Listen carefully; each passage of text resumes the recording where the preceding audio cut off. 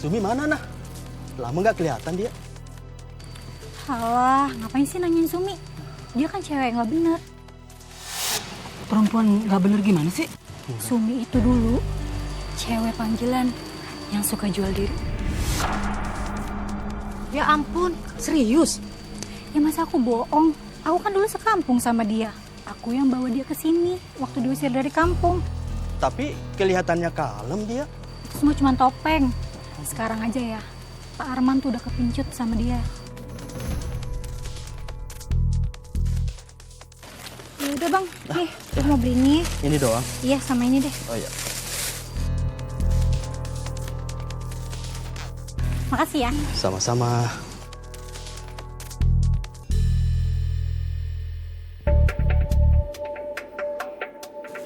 Mau kemana sih Sumi?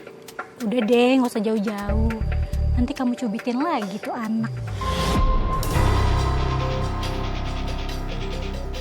Demi Allah, saya nggak pernah ngelukain Dek Nala. Kamu bisa-bisanya berani-beraninya bawa-bawa Allah sekarang.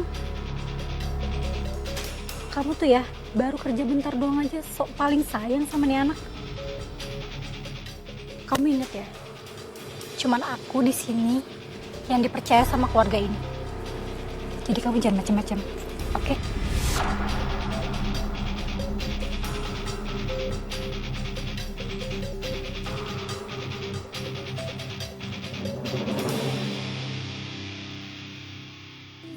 Ya ampun, zaman sekarang ya, babysitter juga bisa jadi cewek panggilan ya. Iya tuh, ada yang pura-pura kalem, padahal aslinya... Maksud kalian apaan? Siapa cewek panggilan? Lah, saya kan nggak sebut nama siapa-siapa. Kok langsung nyolot ya? Gimana saya nggak ngerasa? Mata kalian aja nengoknya ke saya. Maaf ya ibu-ibu, saya kerja halal. Saya nggak pernah juga nyakitin perasaan kalian. Tuh kan baperan. Berarti bener dong omongan Mina. Apa? Mina ngomong apa? Mina itu bilang kamu tuh cewek panggilan. Jaga ya. Kamu berasa ya kamu marah kamu. Ibu ya. Udah. Jangan marah. Udah, Pak. Jangan ribut di sini. Nggak enak nanti dilihat orang banyak.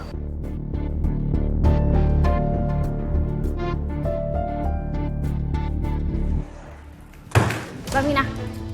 Mbak Mina fitnah saya kalau saya cewek panggilan. Maksud Mbak Mina apa? Emang kenapa? Kamu ngerasa? Jadi bener ya? Mbak Mina yang udah ngomong semua itu ke ibu-ibu di komplek? Iya Mbak. Kalau iya kenapa? Ada masalah? Saya benar-benar nggak terima Mbak difitnah jadi perempuan panggilan. Makanya saya berani lawan. Ya Mbak, terus hubungan Mbak sama Mina gimana Mbak? Sejak kejadian itu, hubungan kami jadi buruk. Bahkan dia nyimpan dendam sama saya Mbak.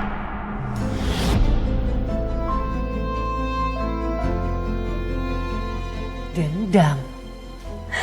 Iya Mbak, dia berniat membunuh saya.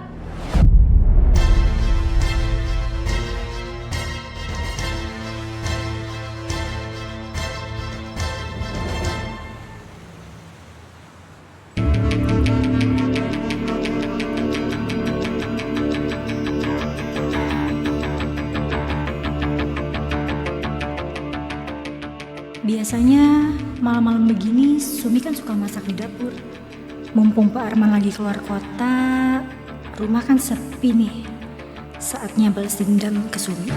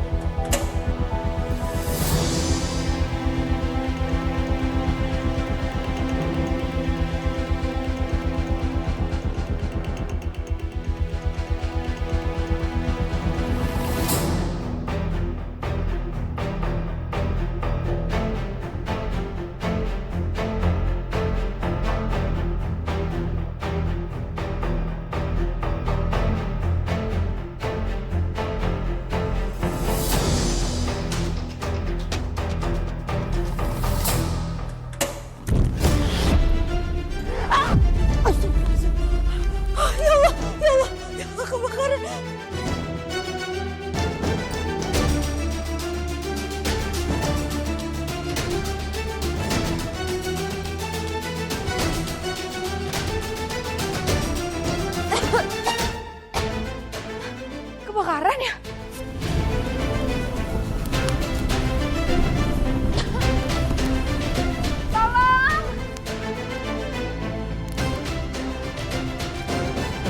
Aduh ya Allah, Nala Bu.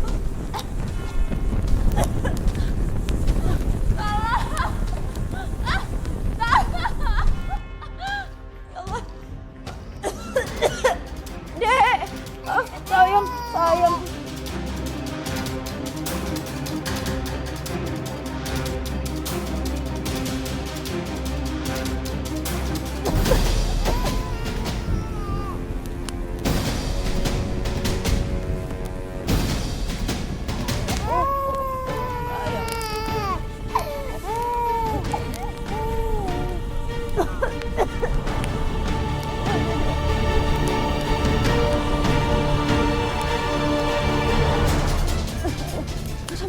Ibu, Bu, ayo Bu, bangun Bu. Saya langsung selamatkan Dek Nala. Dengan sekuat tenaga, saya bawa Bu Ratih keluar dari dalam rumah.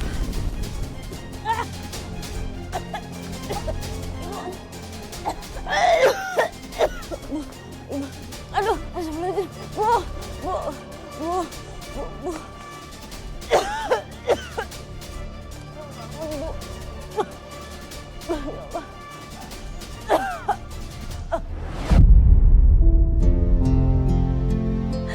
Kalau saja Mas Udin sama warga nggak datang tepat waktu, rumah Pak Arman pasti udah habis dilalap api. Tapi syukurlah mereka bisa berhasil padamkan api. Ya Mbak, syukur Mbak. Bagian apa aja yang terbakar Mbak? Dapur aja Mbak, yang lain aman. Tapi kamu hebat Mbak. Kamu berani menyelamatkan majikan dan anaknya. Saya kagum Mbak. Terima kasih Mbak. Terus setelah kebakaran itu, apa yang terjadi Mbak? Saya malah dituduh sama Mbak Minah.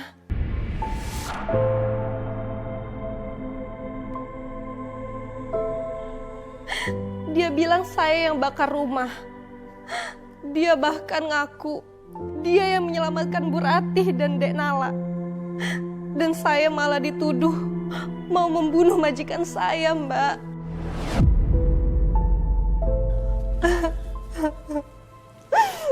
Sabar ya Mbak.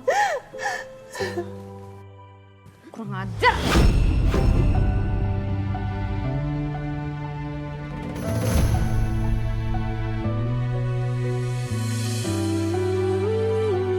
Berani-beraninya kamu bakar rumah saya. Bukan saya pelakunya, Bu. Saya nggak tahu apa-apa. Udah deh, kamu ngaku aja Sumi. Aku kan yang nyelamatin Bu Ratih sama Denala. Kamu kan yang mau bunuh mereka.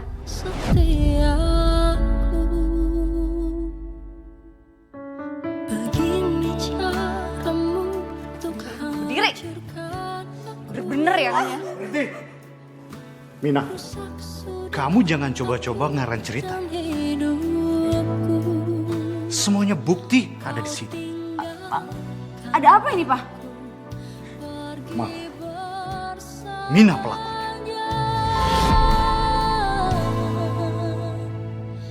Enggak Pak, Bu. Bukan saya pelakunya. Pelakunya Sumi. Kamu nggak usah berbohong. Semuanya terekam di sini. Selama ini kamu selalu memfitnah Sumi. Dan kamu juga sengaja mencubit Nala. Tapi kamu malah menuduh si Sumi. Selama ini Pak Arman curiga dengan sikap Minah pada Sumi, Mbak. Makanya Pak Arman cek CCTV dan menemukan kebenarannya. Jadi kamu Minah pelakunya?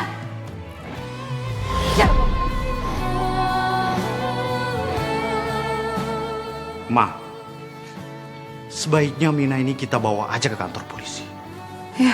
Enggak Pak, Bu. Saya nggak mau dibawa ke kantor polisi. Enggak. Mau ditangkap, Pak?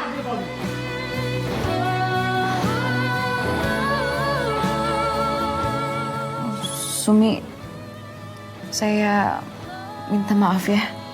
Iya Bu, gak apa-apa. Saya juga minta maaf ya Bu kalau saya banyak salah sama Ibu.